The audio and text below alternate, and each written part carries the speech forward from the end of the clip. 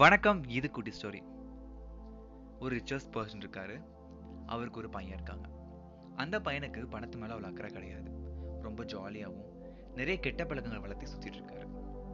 நிறைய முறை அவங்க அப்பா அட்வைஸ் பண்ணியும் அந்த பையன் கேட்குற மாதிரி இல்லை. இந்த கவலையெல்லாம் தான் வீட்டில் பல வருஷமா வேலை செய்யக்கூடிய ஒரு தோட்டக்காரர்கிட்ட அவர் பகிர்ந்துட்டு இருக்காரு.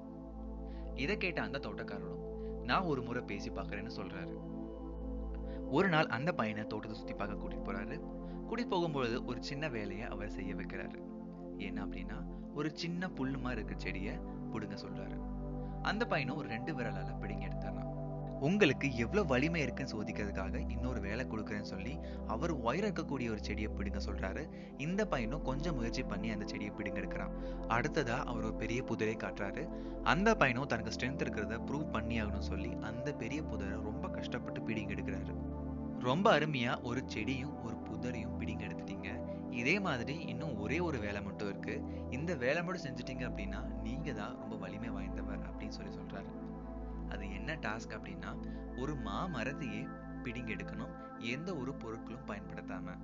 உடனே அந்த பையன் என்னால கண்டிப்பா அந்த வேலையை செய்ய முடியாது, யாருனாலையும் இந்த வேலையை செய்ய முடியாது அப்படின்னு சொல்லி சொல்றான். இதை கேட்டு அவர் சொல்றாரு, இதே போலதான் நம்ம கிட்ட இருக்கக்கூடிய கெட்ட பழக்கங்களும். நாம கண்ட்ரோல்டு இருக்கும் பொழுதே அதை நம்ம பிடுங்கி எறிஞ்சிடணும்.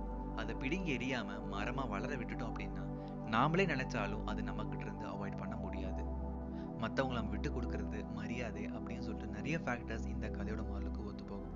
ஒரு லெவலுக்கு மேல வளர விட்ட பிறகு அதை பத்தி ஃபீல் பண்ணதுல எந்த ஒரு பிரோஜனமும் கிடையாது. ஒண்ணு செடியா இருக்கும் போது வெட்டி எறியணும், அப்படி இல்லை புதரா இருக்கும் போது அதை அகற்றணும். இந்த கதை கண்டிப்பா உங்களுக்கு பிடிச்சிருக்கும் நம்புறேன். நியூ லிஸ்னர்ஸ் என்னுடைய பழைய பாட்காஸ்ட் ரெஃபர் பண்ணி பாருங்க. You can hear me in YouTube also. With this note, I am signing off. This is